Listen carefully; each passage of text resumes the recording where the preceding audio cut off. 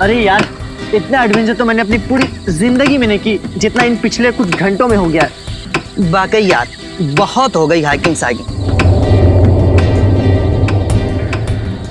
अरे विनय, तू ठीक है ना? हाँ मैं ठीक हूँ। अगर तू कहे तो यार शहर जाने वाला रास्ता हम अभी ढूंढ सकते हैं। रात को रास्ता कहाँ ढूंढेंगे यार? एक काम करते हैं, सवेरे होने तक यहीं पे रुक जाते हैं, सवेरे होते ही निकल लेंगे। ये हुई ना बात। अरे यार, एक हील अंदर नहीं जा रहा यार। कर यार कुछ।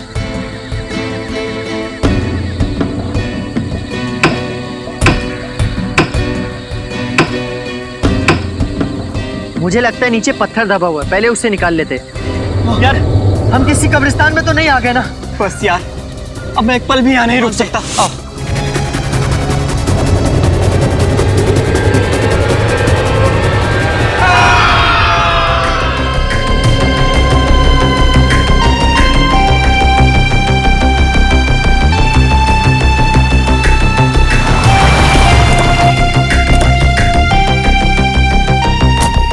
आइए सर, आइए। चलो।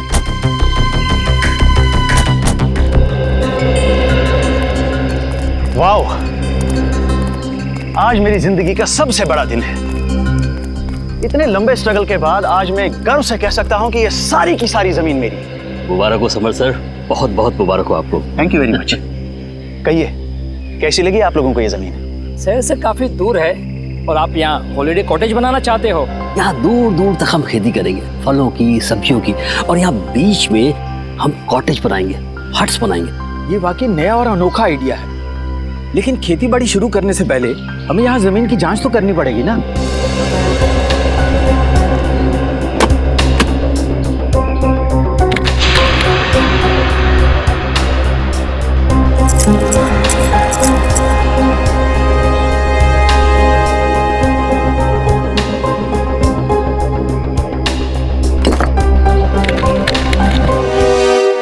तो जसवीर, तुमने अपने 3 दोस्तों को कल शाम को यहाँ पे छोड़ा था और उसके बाद से उनका पता नहीं चल रहा है। हाँ सर, उन्होंने कहा था कि सुबह 6 बजे तक वो आ जाएंगे सर। मुझे काफ़ी फिक्र हो रही है सर। वो लोग जब बहुत ज़्यादा लेट हो गए तो मैंने प्रिंसिपल साहब को इन्फॉर्म किया सर। सर, मैंने सुना है ये बहुत ही खतरनाक इलाका है। यहाँ लोग अक्सर गुम हो जाते हैं और लूटपाट भी बहुत होती है। सर मैडम बिल्कुल सही कह रही है, इसलिए मैं ये 2 गाइड्स मार्को और दीपिका को आपके साथ भेज रहा हूँ ताकि वो उन्हें ढूंढने में ये आपकी मदद करें। मार्को और दीपिका, आप लोग तो इस इलाके से अच्छी तरीके से परिचित होंगे ना? जी हाँ, हम दोनों इस इलाके को बहुत अच्छी तरह से जानते हैं। That's great. चलिए फिर देखते हैं।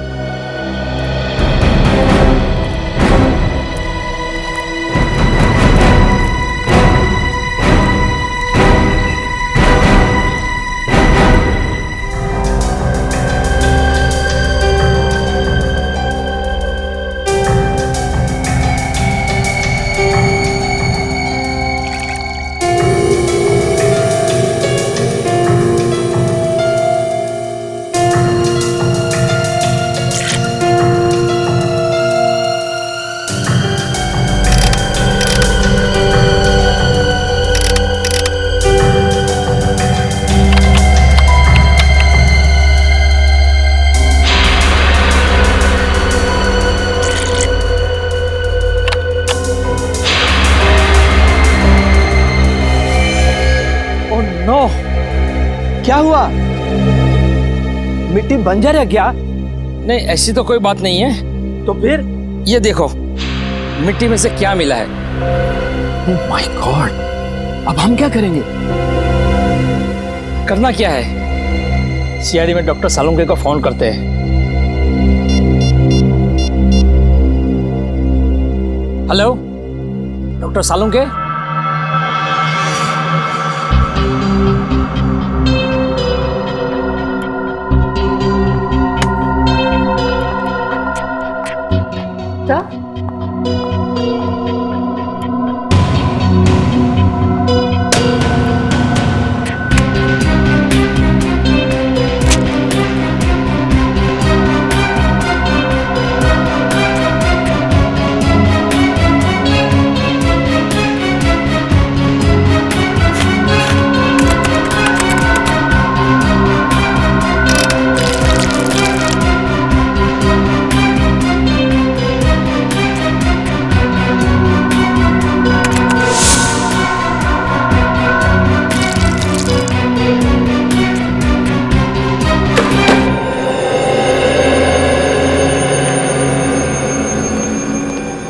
आप लोगों का शक एकदम सही था।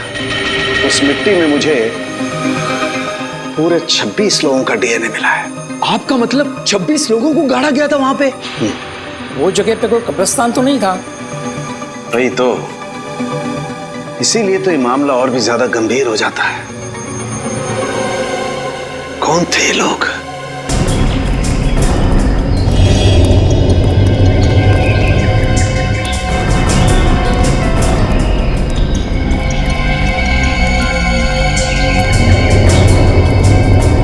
तो इधर बाईं तरफ और दाईं तरफ क्या है? बाईं तरफ खाई है और दाईं तरफ एक जमीन का टुकड़ा है। अगर किसी को हैकिंग करनी होती है तो वो सीधा इसी रास्ते से ऊपर जाता है। इधर? Yes sir. सर, कहीं वो लोग इस खाई में तो नहीं गिर गए होंगे? पहले चलो देखते तो हैं, आ जाओ।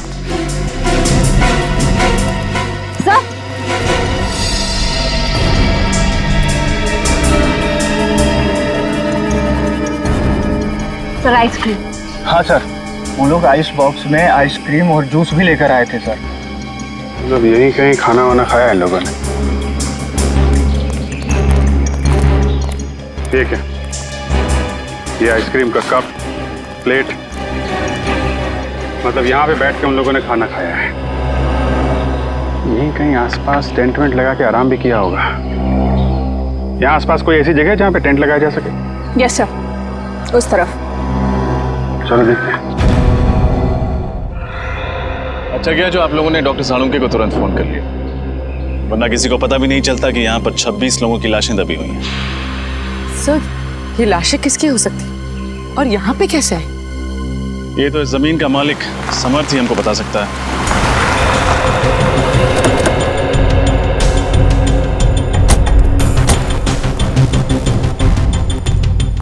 हेलो ऑफिसर, क्या हुआ? अरे अगर कोई तकलीफ थी तो हमें बता देते। सीआईडी वालों को बुलाने की क्या जरूरत थी? जब लाशों के भंडार मिलते हैं तो एक अच्छे नागरिक का फर्ज होता है कि वो सीआईडी को तकलीफ दे। लाशों के भंडार कहाँ? आपकी जमीन के अंदर हमें 26 लाशें मिली। 26 लाशें? ऐसे कैसे हो सकता है? आपको जरूर कोई गलतफहमी हो गई है। कोई गलतफहमी नहीं हुई। हमें इंसानों की हड्डियां, बाल, दांत मिले हैं। अभी ना जाने क्या क्या मिलना बाकी है आपके जमीन के अंदर से।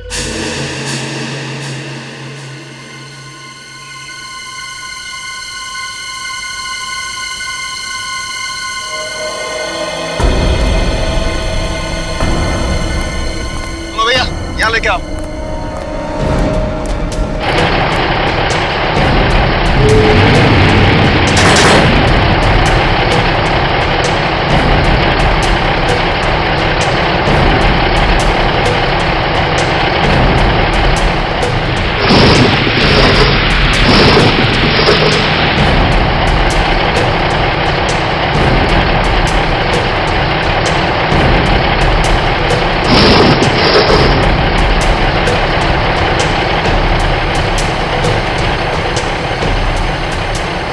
मुझे तो यकीन नहीं आ रहा है कि इस जमीन के अंदर 26 लोगों की लाश है।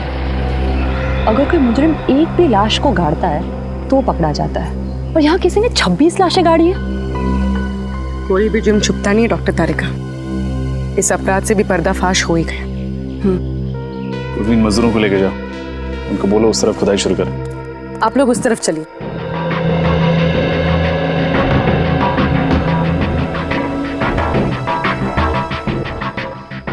सर। हाँ बोलो। एक चीज, गलती से भी रिश्वत देने का ख्याल अपने दिमाग में मत लाना।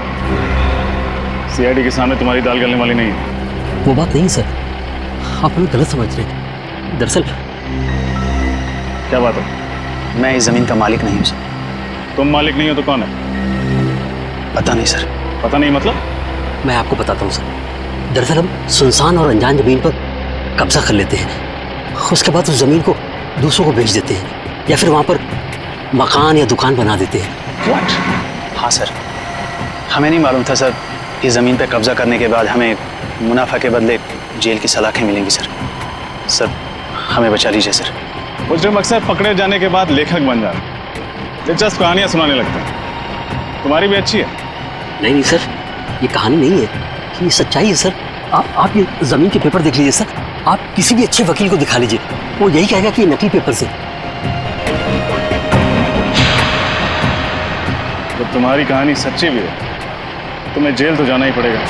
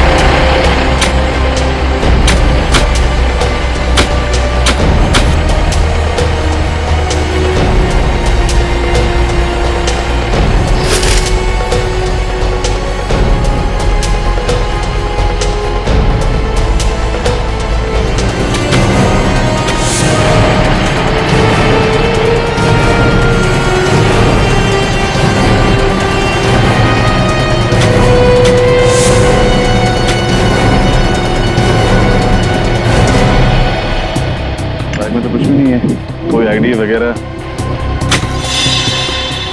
सर ये देखिए,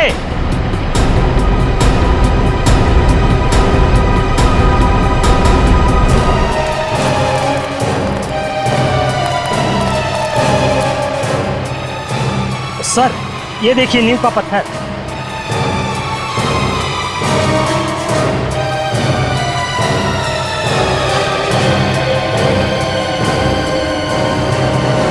कहीं ऐसा तो नहीं कि यहाँ पर कभी कोई बिल्डिंग हुआ करती थी जिसे गिरा कर इस जगह पर कब्रिस्तान बना दिया गया? हो सकता है।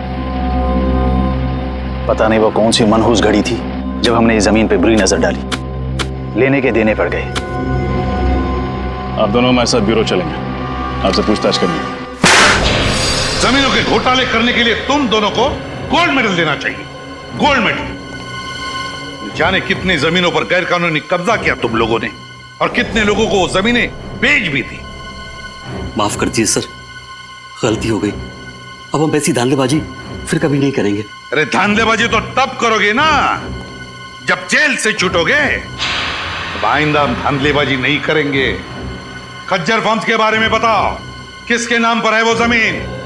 बताओ जल्दी। हम सच कह रहे हैं सर, हमें कुछ भी नहीं मालूम। हम तो ऐसे ही जमीनों पे कब्जा कर लेते हैं जो लावारिस होती है। फिर भी कब्जा करने के पहले तुमने रजिस्ट्री ऑफिस से पता किया ही होगा ना कि ये जमीन किसके नाम पे? किया था, और रजिस्ट्री ऑफिस में कुछ महीने पहले आग लग गई थी, जिसकी वजह से इस जमीन के सारे डॉक्यूमेंट चल गए थे।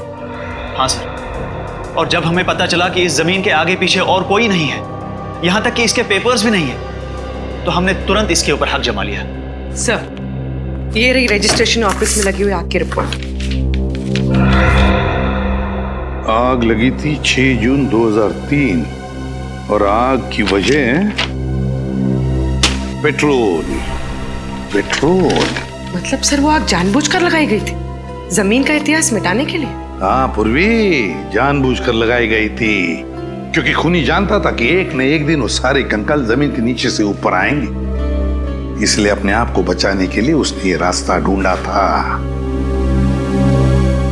ये पता लगाना चाहिए कि उस नींव के ऊपर वो जो कंक्रीट का कंस्ट्रक्शन मिला है ना, वो ढांचा, उस पर पहले क्या बना हुआ था। ऐसा लगता है जैसे इस हड्डी को किसी ने आरी से या 100 चेन से काटने की कोशिश की है। तो मुझे तो ये खूनी बहुत बड़ा सरफिरा लगता है। कुछ लोगों के स्कल पे तो मुझे दांतों के निशान दिखे।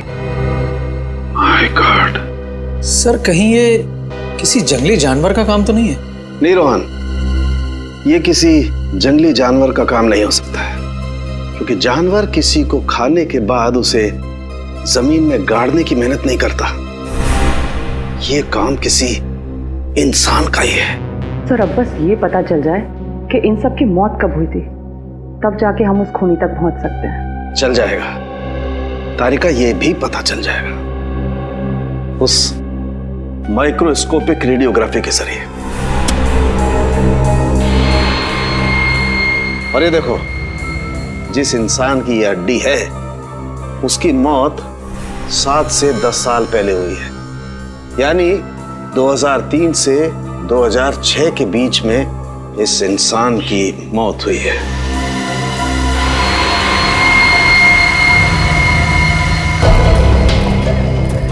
और कितनी दूर चलना पड़ेगा अभी?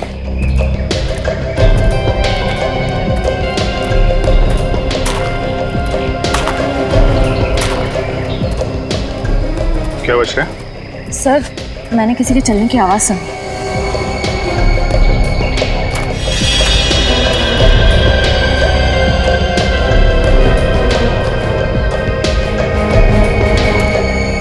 यहाँ तो कोई नहीं दिख रहा।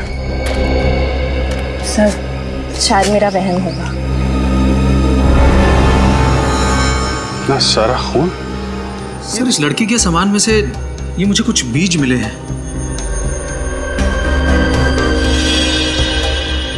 ये किस तरीके के बीज हैं? नागा जोलकिया नाम का मसाला है। ये दुनिया का सबसे तीखा मसाला है और ये इतना तीखा मसाला है कि नॉर्मल नमक या मिर्च की तरह नहीं खाया जाता। तकरीबन हजारों लाल मिर्च की ताकत इस थोड़े से मसाले में है। नागा जोलकिया, कोई ये मसाला इस तरीके से अपने सामान में लेकर क्यों घूमेगा? कहीं ये लड़की कोई रिसर्च वगैरह तो नहीं कर रही थी? इस खून का सैंपल ले लो श्रेया, बच्चों के माँ बाप के डीएनए के साथ मैच करके देख लेंगे।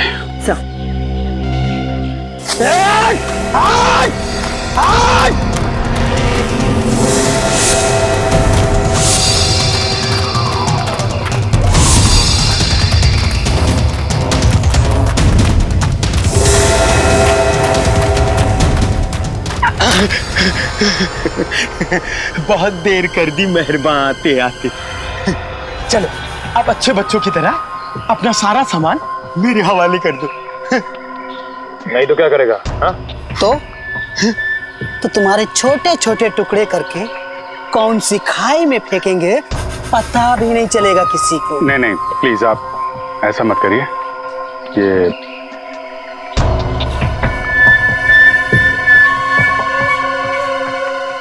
सीढ़ी सीढ़ी और सामान चाहिए आप लोगों को?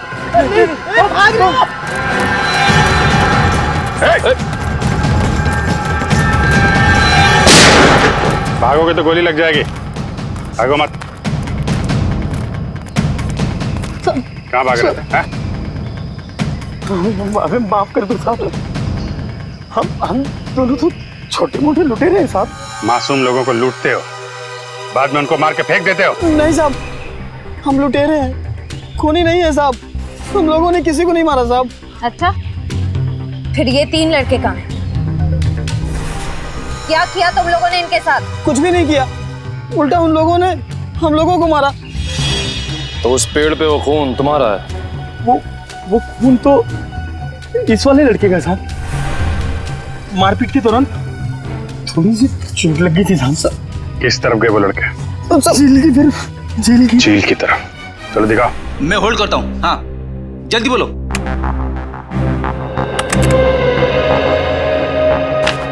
जी हाँ, मैं 2003 की बात करी, आज से 10 साल पहले की। मसाले का नाम है नागा झोलकिया और जितने भी ऐसे खेत हैं जहाँ नागा झोलकिया नाम का मसाला उगता है वहाँ उस लड़की की फोटो भेज दीजिए। और हाँ, एग्रीकल्चर इंस्टीट्यूट्स में भी।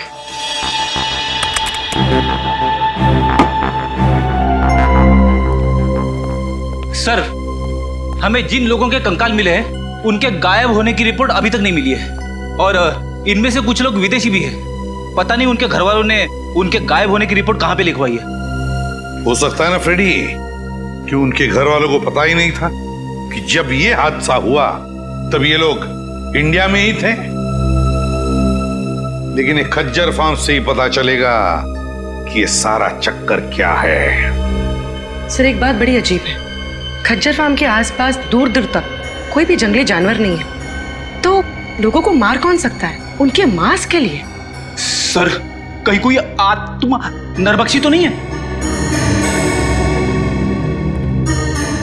वो चाहे कोई भी हो, फिर चाहे फ्रेडी, वो तुम्हारी आत्मा ही क्यों ना हो, अब नहीं बचेगा ये हमारे हाथों से। ये रही झील।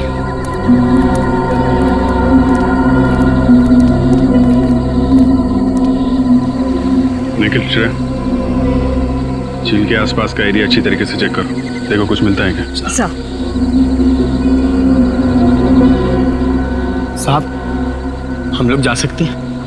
तुम लोग जाओगे, लेकिन सीधे जेल जाओगे।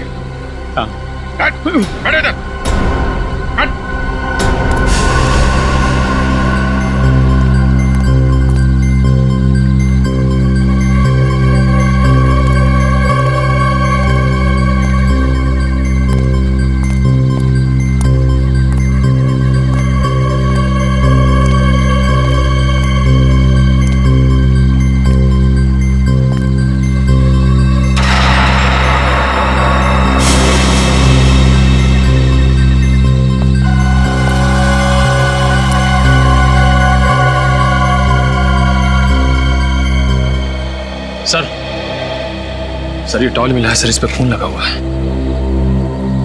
जरूर ये किसी घायल लड़के का ही होगा। काफी गहरी चोट लगी है उसे। इतनी जख्मी हालत में रात कहीं ना कहीं टेंट में गुजारी होगी। वो क्या बता रही थी आप, वो टेंट वाली जगह कितनी दूर है यहाँ से? बस यही पास में है। चलिए दिखाइए जरा।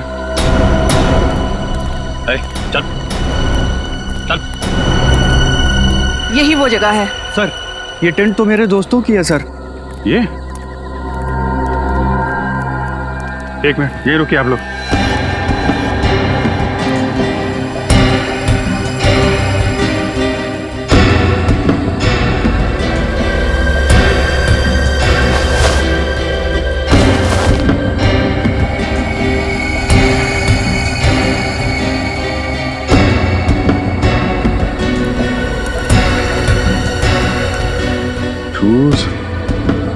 टूटे हुए टेंट, बिखरा हुआ सामान, क्या हुआ क्या यहाँ पे? सर, उन्हें कुछ हो तो नहीं गया होगा सर? सर, हो सकता है ये किसी जंगली जानवर ने हमला किया। पर सर, इस इलाके में तो कोई जंगली जानवर है ही नहीं। जानवर नहीं है तो फिर ये सब?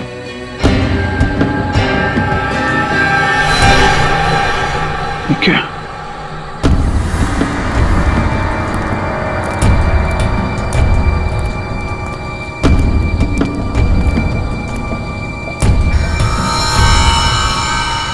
बहुत सारा खून है।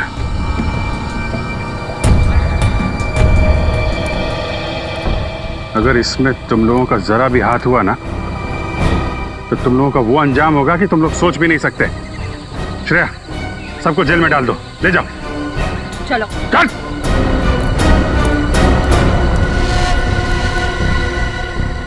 यहां से आगे घसीटने के निशान भी दिख रहे हैं। देखते हैं ये निशान कहां लेके जाते हैं।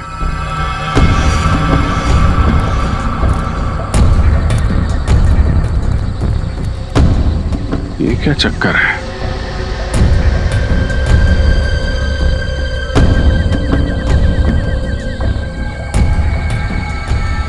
एक मिनट, आप लोग यहीं पे रुकिए।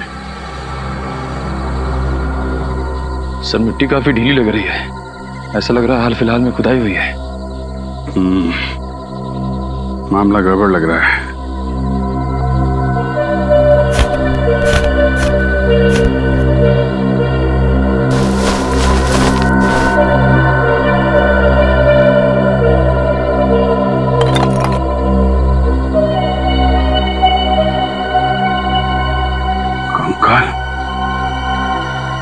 निखिल, कुछ खोदने का इंतजाम करो।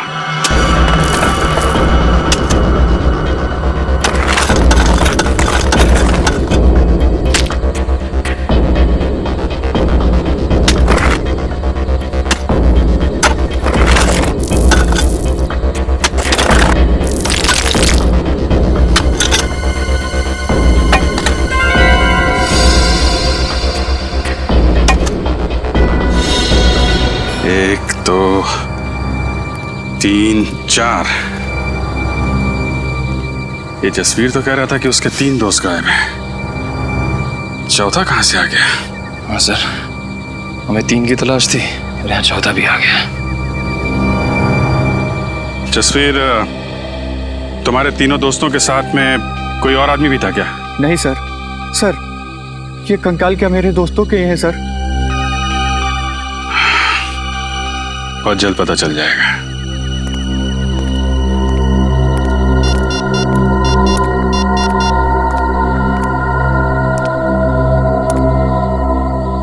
हाँ तारिका जी, आपको जंगल में आना पड़ेगा। खजर फर्म से मिली फाउंडेशन के अनुसार ही मैंने ये ब्लूप्रिंट तैयार किया। काफी बड़ी जगह है ना? जी सर, इसको देखकर नहीं लगता है कि ये किसी का घर या ऑफिस होगा। दो स्विमिंग पूल की जगह छोड़ी गई है सर। दो स्विमिंग पूल तो किसी होटल या रिसोर्ट में ही हो सकते ना? बिल्कुल सही कहा आपने। इसे देखकर लगता है ये जरूर कोई होटल या रिसोर्ट होगा, क्योंकि कॉरिडोर की जगह भी छोड़ी गई है यहाँ। और ये यहाँ पर हमें सबसे ज्यादा लाशें मिली इस एरिया में। यहाँ क्या हो सकता है? मुझे लगता है सर ये होटल या रिसोर्ट का गार्डन हो। कोई होटल या रिसोर्ट,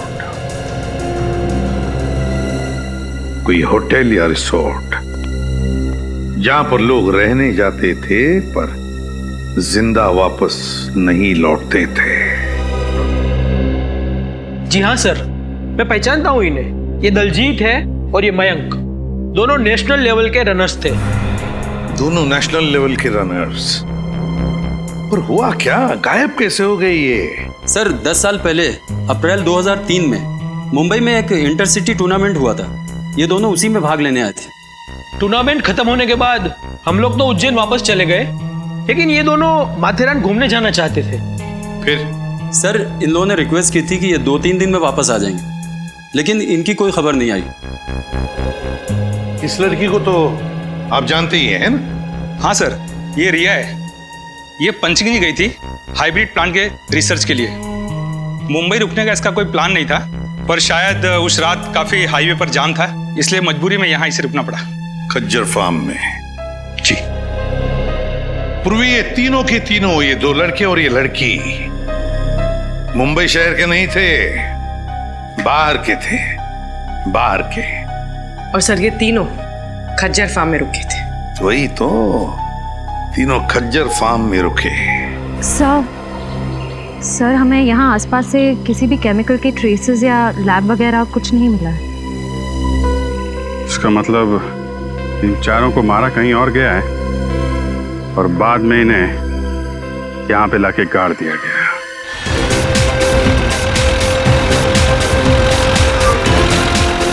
सर ये रिसोर्ट और कितनी दूर है? बस थोड़ी देर में आ जाएगा, वो देखो।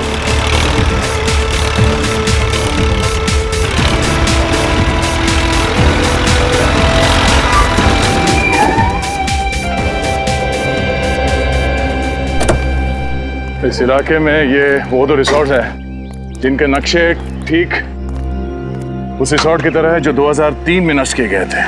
अब सर उन तीनों लड़कों का और उस आदि मानव का कंकाल भी तो हमें आसपास के एरिया में से मिला था ना। फिर रिसोर्ट में जाने से खतरा हुआ तो? बड़ी खतरा है इसीलिए तो जाना है। ये देखो, दोनों रिसोर्ट्स में खुफिया रास्ते हैं। एक रास्ता ये तहखाने की तरफ जाता है और ये दूसरा रास्ता रिसोर्ट से बाहर निकलता है। ये जो कोई भी जीव है जिसने इतना आतंक मचा रखा है, उसे इस रिसोर्ट के किसी खुफिया कोने में पाल पोस के बड़ा किया गया होगा। हाँ सर, कोई तो है जो अपने फायदे के लिए इस जीव का गलत इस्तेमाल कर रहा है और खून की नदियां बहा रहा है। एग्जैक्टली। वो जो कोई भी है, आज की रात उसकी जिंदगी की आखिरी रात होगी। काम करते हैं, मैं और सचिन ये सामने वाले रिसोर्ट में जाते हैं, फिर तुम और निखिल यहाँ इस रिसोर्ट में जाओ। सर मैं आपके साथ आता हूँ। नहीं, निखिल की रक्षा के लिए तुम्हें इसके साथ जाना पड़ेगा। चलें सर? चलो, डरना नहीं, मैं हूं ना।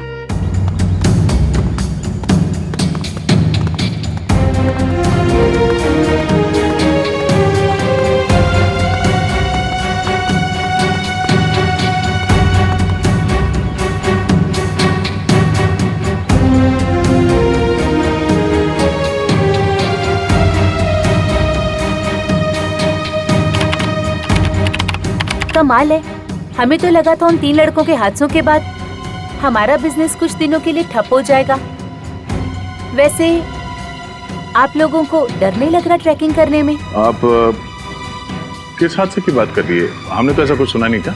चलिए अच्छी बात है कि आपने ऐसा कुछ भी नहीं सुना। वो कहते हैं ना, इग्नोरेंस इज ब्लेस। अच्छा वैसे ये बताइए कि हम लोग अपने कमरे में खाना कब तक मंगवा सकते हैं रात में? 11 बजे तक। उसके बाद रिसेप्शन पे कोई नहीं रहता। वैसे चलिए आइए।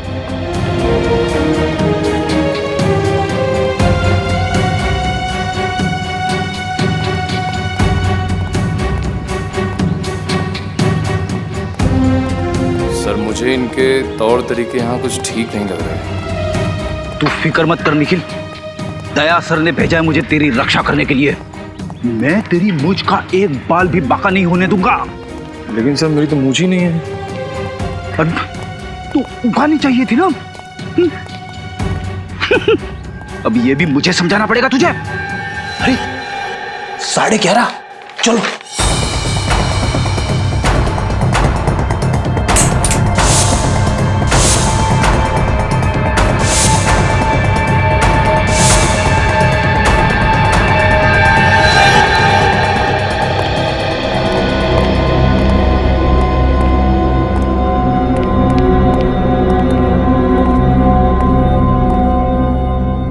दरवाजा तो कॉरिडोर पे खुलता है, नीचे चलते हैं।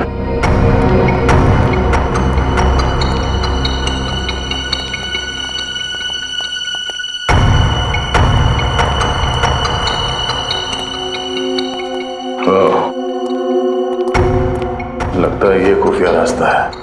हाँ सर, तहखाने में तो कुछ मिला नहीं था। हो सकता है यही दरवाजा हमें मुजरिम तक पहुंचा दे।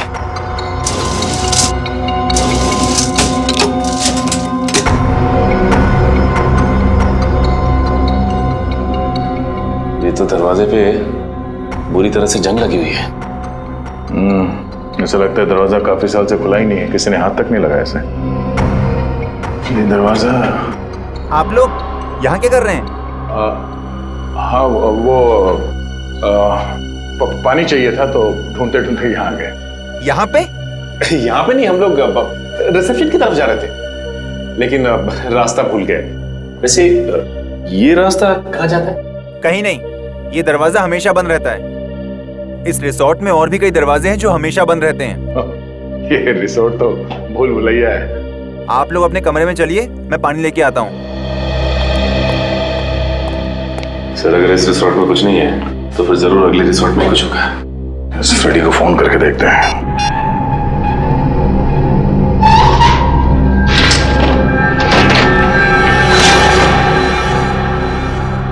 अरे बाप रे, कितना अंधेरा है यहाँ पे। ना तो कोई बल्ब है और ना ही ट्यूबलाइट। लगता है फ्रेडी का मोबाइल नेटवर्क एरिया में नहीं है, लग नहीं रहा। सर एक मिनट, मैं निखिल का ट्राई करता हूँ। ये यहाँ पे दरवाजा है। नहीं लग रहा सर। एक काम करते हैं, वहीं चल के देखते हैं।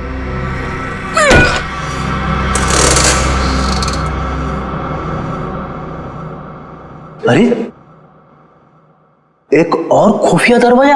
हाँ सर।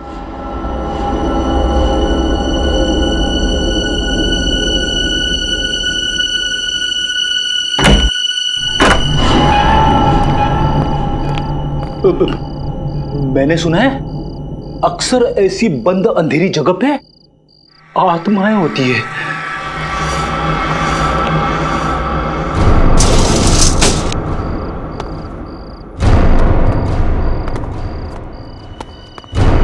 खूनी आत्मा।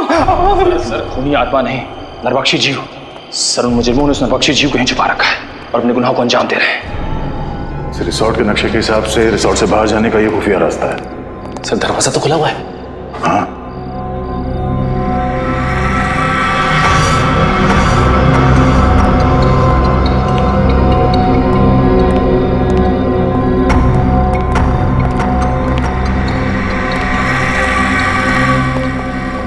दो पलंग।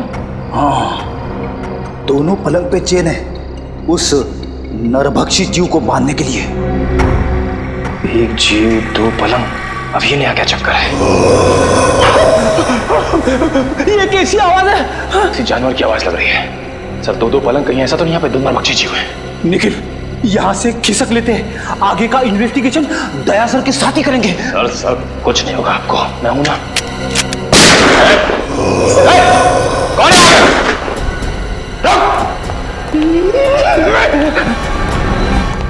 ये गेट खुला है सर, फिर तो फ्रेडी और निखिल इधर ही गए होंगे।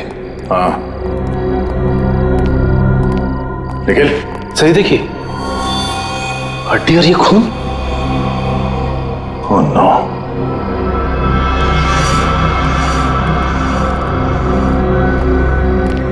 ये क्या? इसका मतलब है 2-2 नरबख्शी जी। लेकिन सर एक की तो मौत हो गई थी। सचिन, निखिल और फ्रेडी की जान को भी खतरा है, जल्दी।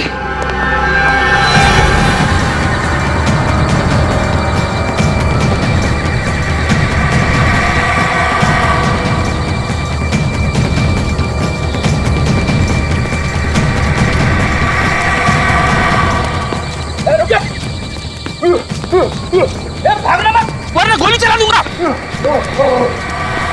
रुक।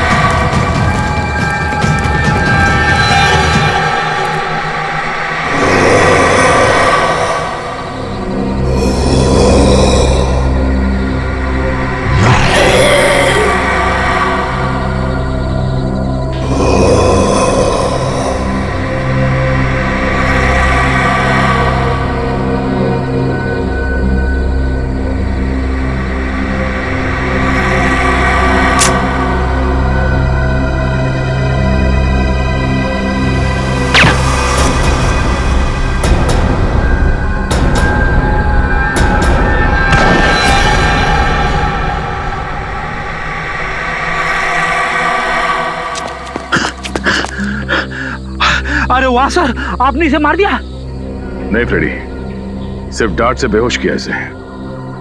अच्छा हुआ सर आप लोग आ गए, वरना आज मेरी वाइफ का सुहाग उजड़ने वाला था।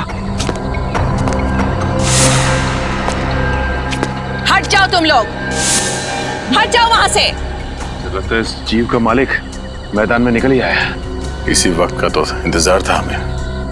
हट जाओ वहां से, हट जाओ वरना गोली चला दूंगी। अरे सर, ये तो दीपिका है। हट जाओ। गन नीचे करो। निकल जाओ यहाँ से। गन हटाओ, गन नीचे रखो। मैं कहती हूँ हट जाओ वरना गोली चला दूंगी। दीपिका गन नीचे करो। मैंने कहा हट जाओ यहाँ से। सचिन,